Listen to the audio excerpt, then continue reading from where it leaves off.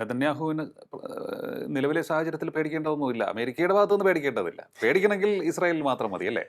സ്വന്തം രാജ്യത്ത്. നെതന്യാഹു ഭയപ്പെടുന്നുണ്ട് എങ്കിൽ ആഭ്യന്തര രാഷ്ട്രീയത്തെ മാത്രമാണ് ഭയപ്പെടുന്നത്. ആഭ്യന്തര രാഷ്ട്രീയം ചിതറി നിൽക്കുകയാണ്. Like any pluralist society. Israel സമൂഹം പ്ലൂറലിസ്റ്റാണ്.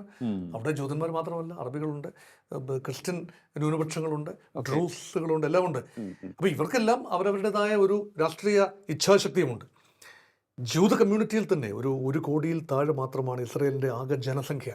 അതിൽ 70 ലക്ഷത്തിൽ താഴെയാണ് ജൂതന്മാരുടെ ജനസംഖ്യ. അത് തന്നെ റഷ്യയിൽ നിന്ന് വന്ന ജൂതനുണ്ട്, അവരുടെ സന്തതി പരമ്പരകളുണ്ട്. ആഫ്രിക്കൻ നാടുകളിൽ നിന്ന് വന്നിട്ടുണ്ട്, കൊച്ചിയിൽ നിന്ന് വന്ന കൊച്ചിന് ജൂതന്മാരുണ്ട്. അമേരിക്കയിൽ നിന്നും പ്രവാസം കഴിഞ്ഞെത്തിയ ജൂതന്മാരുണ്ട്. 48-ൽ വന്നവരുണ്ട്, അതിനുശേഷം വന്നവരുണ്ട്, അതൊക്കെ മുമ്പ് വന്ന് താമസിക്കുന്നവരുണ്ട്. വൈവിധ്യമാർന്നൊരു കമ്മ്യൂണിറ്റിയാണ്. അതുകൊണ്ട് radical right wing extremist Zionist forces സജീവമാണ്. പക്ഷെ അവർക്കല്ല ഭൂരിപക്ഷം. സയനിസ്റ്റ് ചിന്തയുള്ള, സയനിസം എന്ന് പറഞ്ഞാൽ തീവ്ര റാഡിക്കൽ ജൂത ചിന്തയാണ്. മറ്റാരെയും അംഗീകരിക്കാത്ത വളരെ ഒരു നെഗറ്റീവ് പെരോക്കിയൽ മൈൻഡ് സെറ്റാണ് സയനിസം. സയനിസത്തിൻ്റെ ചിറകിലേറിയാണല്ലോ ഇസ്രായേൽ ഉണ്ടായത്. പക്ഷേ ആ മൈൻഡ് സെറ്റുള്ള ആളുകളുടെ എണ്ണം ഭൂരിപക്ഷമല്ല എന്നോർക്കണം. പക്ഷേ മിതവാദികളായ ആളുകളുണ്ട്, സോഷ്യലിസ്റ്റുകളുണ്ട്, ലിക്വിഡ് പാർട്ടി, നെതന്യാഹുവിൻ്റെ തന്നെ പാർട്ടിയുണ്ട്, എല്ലാമുണ്ട്. ആ ഒരു വൈവിധ്യമാണ്. അപ്പം നിലവിൽ ചെറിയ ചെറിയ ചില കക്ഷികൾ പിന്തുണ പിൻവലിക്കും.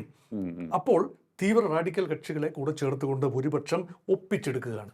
ഈ ഒരു ഞാണിന്മേൽ കളിയാണ് കഴിഞ്ഞ വർഷങ്ങളെല്ലാം നടന്നത്. യുദ്ധമുള്ളിടത്തോളം കാലം അധികാരത്തിൽ നിന്നും ബെഞ്ചമിൻ നെതന്യാഹു താഴെ ഇറങ്ങണമെന്ന് ആരും പറയില്ല. വിചാരണ മന്ദഗതിയിലാവും. അധികാരം നഷ്ടപ്പെടുന്ന നിമിഷമെന്ന് പറഞ്ഞാൽ, സമാധാന പ്രക്രിയ വന്നു കഴിഞ്ഞാൽ ഇനി ബെഞ്ചമിൻ നെതന്യാഹുവിൻ്റെ ആവശ്യമില്ല. ഇത് സ്വന്തം ജനത വിധി എഴുതും. അതുകൊണ്ട് സ്വന്തം ജനതയെയും രാജ്യത്തെയും ലോകത്തെയും എല്ലാം മുൾമുനയിൽ നിർത്തി ബിബി എന്ന ബെഞ്ചമിൻ നെതന്യാഹുവിന് മുന്നോട്ട് പോയെങ്കിലേ പറ്റൂ.